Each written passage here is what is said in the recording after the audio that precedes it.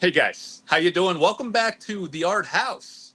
No van today, no van action because why? I got the little one with me, so you know, be a lot of interruptions. We got this very industrial looking look here from the basement scene. You see there, we got the Severin Pinot playmats. We got a lot more playmats coming in, and we offering another sale of those collaboration with Severin. So we have the Bower of Bliss, the Keith Era mechanism, and of course the Philosopher's Stone. But we're here to talk about Dragonlord mini set. So there's been some very interesting announcements recently. We've been waiting. We had no idea how we were going to get the Dragonlord mini set. Where was it going to be distributed?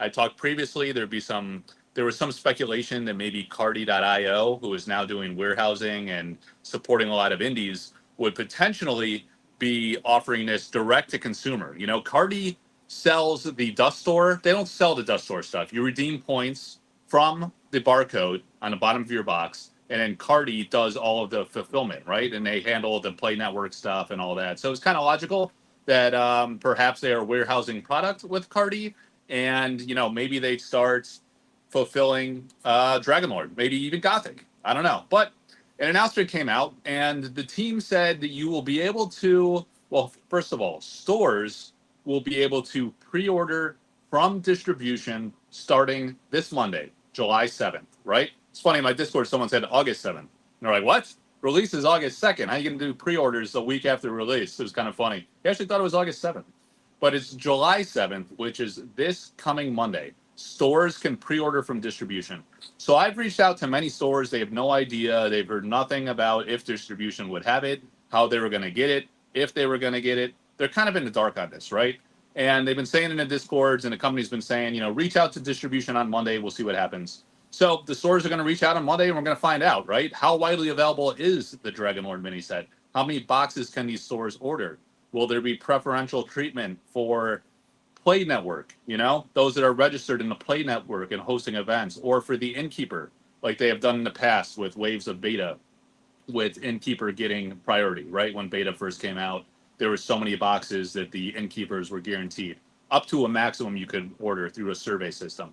So we know none about those details. Stores know nothing. They're a little bit frustrated. Fans are getting nervous, right? They're like, how many will my LGS have it? Will my preferred online retailer have it? And we just don't know. And the other angle is Team Covenant will have it, so I don't think anyone needs to panic per se. It'll be interesting to see if they impose order limits, and we'll talk about projected supply here, some of the speculation on what the supply of Dragonlord mini set could be.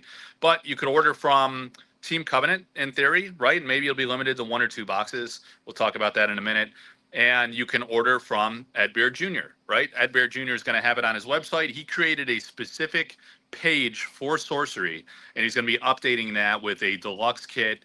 And here's the thing, guys, I'm not working with Ed to offer this product. We don't have a collaboration. I want to be very clear about that. What we are going to do is Ed came on my show. People are asking me, right? Like, Mike, can I buy it from you? I addressed this in a prior video, but just to be clear, no, I cannot sell it to you. Ed can sell it to you. But Ed and I are friends and business acquaintances. We work together on a lot of things. I help him market his work, just like I work with a lot of different artists. And what he does is he offers a discount code to me and my social networks and my Patreon supporters. So I'll have the highest possible discount in my Patreon. I think we talked a little bit about maybe I'll have one through the Sorcery Community Facebook group. So you're definitely going to want to sign up for the Sorcery Community Facebook group to see what that discount code is, or the Collector Art House Discord, and I'll share it, right? But the best benefit will be through the Collector Art House Patreon and also Ed Bear Jr.'s Patreon. But that's just a discount code. You have to go to Ed's website and order from Ed, and Ed will ship it to you directly. All right. So that's out of the way. You can order from Ed. And then the last thing, which is interesting, is the company is going to have it at Gen Con, which we knew. They said they're going to have it at the PAX event, which I think is in Australia, I want to say, some kind of tournament they're doing down there. And they've been teasing that there's announcements yet to come. Maybe as soon as this week, we're going to find out where else Eric's Curiosa's team is going to be to bring this product. All right. So now let's talk about, we've talked about availability. We don't know how plentiful it's going to be. We don't know what the print run size is going to be. Sorcery never tells us what the print run is going to be. And I'm sorry, guys. I'm holding the iPhone, so audio probably sucks. And I know the phone's a little jerky. When I'm in the van, I could lean it against the steering wheel and we're golden. But here I am in the basement.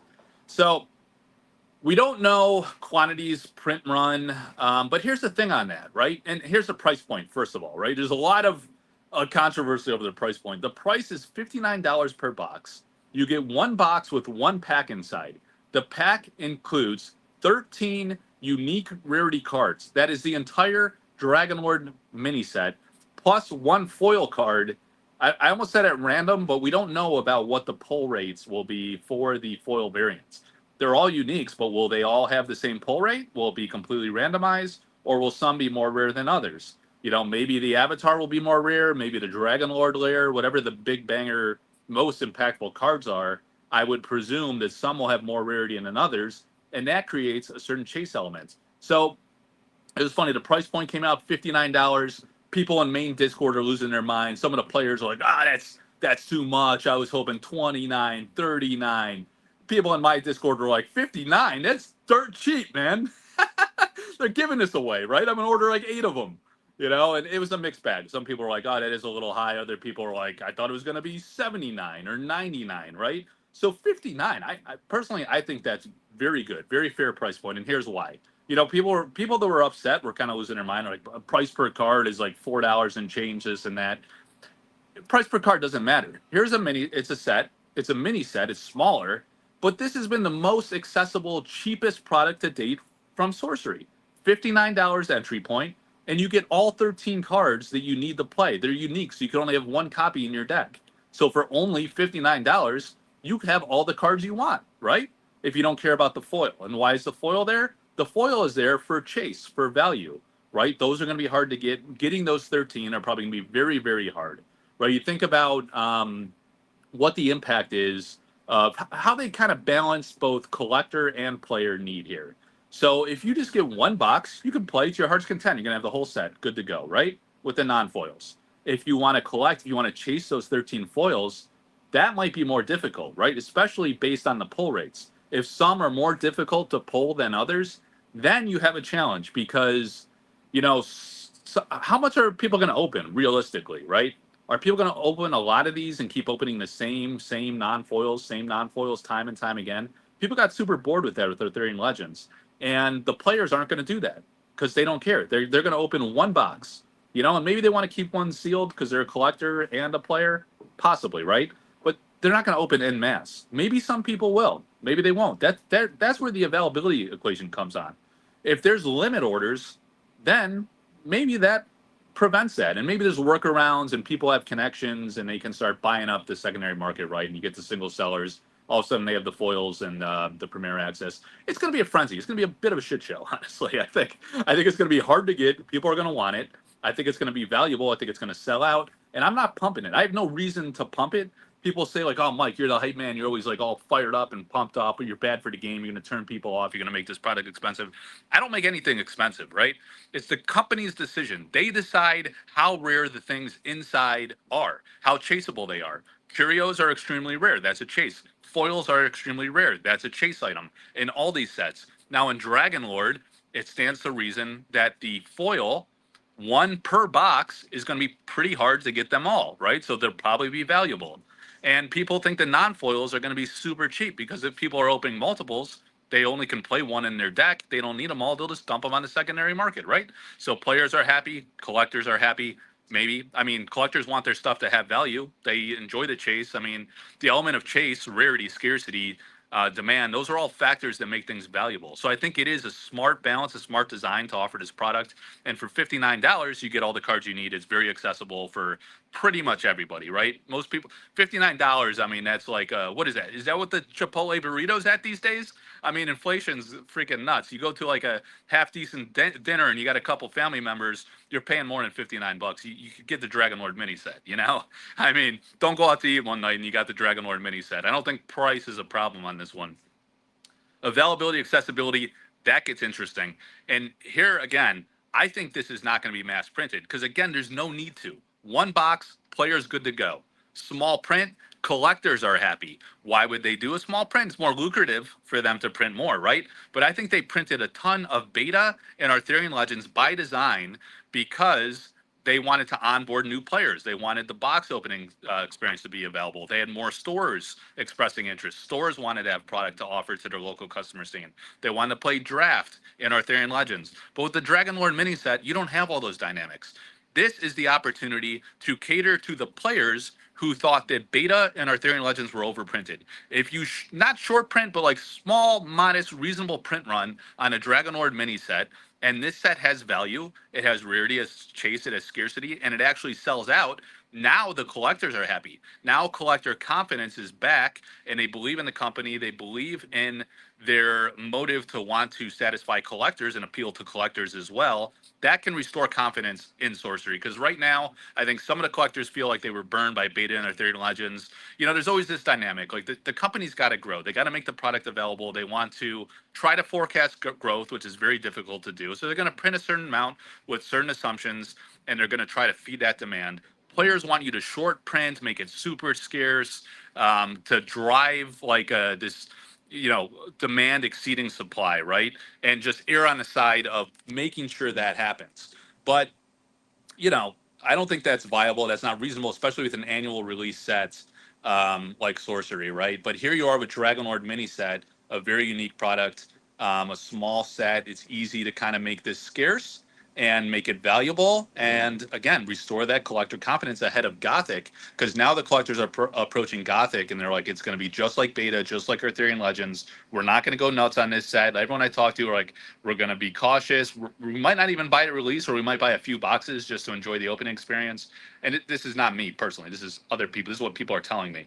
They might wait several months and see how this shakes out, assuming that it's going to be available for a year, because that's reasonable to expect, and the stores will be able to buy it from distribution, and it'll be plentiful, and they don't have to rush into it, right? They get to see how price shakes out. If it comes down to minimum advertising price, great. If stores like start dumping it, great. They can get it for cheap. They can enjoy the product. If it goes up a little bit, fine. You know, they're willing to take that risk. So people are going to be more cautious with Gothic.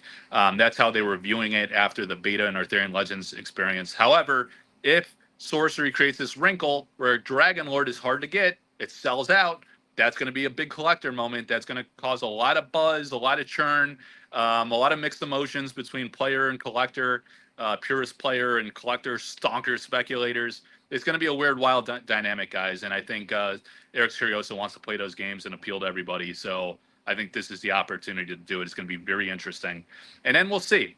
We'll see how it plays out with Gothic. But, you know, you get it from Team Covenant, get a couple boxes. I think that's going to be no problem. We'll see what happens with the LGSs, how much they get. I mean, that's another dynamic. Do you give the stores an opportunity to kind of get in on this? It's really cool that Ed's getting 700 boxes. He's going to offer it with an art card.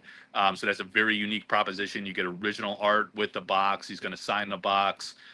A lot of interesting factors. I think the price point's good. I think the anxiety now is like, how do you get this? Is it going to be a shit show trying to get in very hard to find it? If you want multiples, is that going to be hard to do? A lot of people are going to want one to open, one to display. Some people like to own several for whatever reasons. So very interesting, guys. A lot of interesting dynamics here. I'm very interested in the distribution strategy. One last point. If this is scarce, if it's hard to get, the other key thing in the announcement is Eric Curiosa said you're going to be able to buy it at events. How do you make this relevant in a care? If they brought Arthurian Legends to an event, would you care? You go to an event, you get to buy Arthurian Legends. No one cares about that. If you make Dragon Lord Lair very rare, if it's sold out through Team Covenant eventually, if it's sold out through whoever else distributes it, Southern Hobby, Peach State, how do you get it? You got to go to the event. You got to go buy it from Eric Curiosa at the event. You got to go to a Cornerstone tournament and win the whole event to get a box. Or you go to the secondary market and you pay secondary market prices. I assume if you go to the event, it'll be available at MSRP. If it's sold out, if the price has appreciated, the proposition of having access to get this means you need to go to an event to get it. And I think that's big. And I think Eric's Curioso can leverage that for appearances they go to. I think they know this as well. I think they can support big events, hopefully, like Sorcery Con. Maybe if they have some extra inventory and say, like, hey, maybe you guys can have some at a Sorcery Con, or maybe Eric's Curioso will come and sell it themselves at Sorcery Con. So now people want to come to Sorcery Con to have access to this premium product. You know, it's like free tendies almost, right? If you buy one box at MSRP, maybe the box is worth more, double, triple, quadruple by that point. Who knows? Who knows what could happen? Maybe it'll tank and be a bust. I don't know. But if it appreciates in price, and if the control print run to kind of enable that dynamic, that is a carrot to get people to come out to events, to get people to go play in these cornerstone uh, tournaments. It helps the whole ecosystem. It helps everybody. It helps event organizers. It helps fans. That is an exciting wrinkle that I think people, no one, I haven't heard anyone talk about that point. And I think it's relevant. And I think this is strategically by design. And if it is, kudos to Eric and Simon and the crew. That is a smart tactic. I think that is smart business, good marketing, a good plan to spark engagement throughout the year for these events that are going to have these premium products available so you can come and get. All right, guys, until next time, maybe we'll come back to the van next time. I don't know. The wife wants me to take the kids now. I got a little 4-year-old hanging on my ankles sometimes. It's not good to have a kid screaming in the background. I'll see you soon. I'm going to have a live Saturday night. I think we're going to do a box break, 2 alpha boxes. And guys, there's going to be a god tier, like first of its kind, like amazing painting reveal coming up. Maybe I'll do it live in the event Saturday night. We'll see. Everybody have a great 4th of July. Thanks for your interest. Please like and subscribe, and I'll talk to you soon.